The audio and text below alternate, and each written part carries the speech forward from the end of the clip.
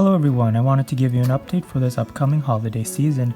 If you haven't checked out my channel, I post free crochet and knitting tutorials and I give you guys full step-by-step instructions on all my unique projects so that you can make them for yourself or for gifts. If you haven't already checked, I have two spooky doily tutorials for this Halloween. One is this ghost and the other are pumpkins in spider webs.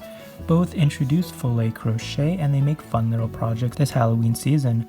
Both are roughly the same size at 9 and 10 inches and are really fun to put on your desk, maybe a bowl of candy on it or even a Halloween decoration. So check out those full tutorials on my channel. Also, Christmas is coming and the holidays are near.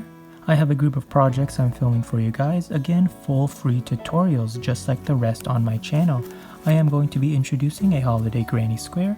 I have a really nice but simple large pattern for you, so get ready to make some blankets this winter season. And of course I have a holiday doily coming your way. I'm working on it now. Here's a little snippet. It's going to be a full good sized doily, so get ready for that. Lastly, if you're looking for something custom this holiday season, I have this beautiful oval table runner.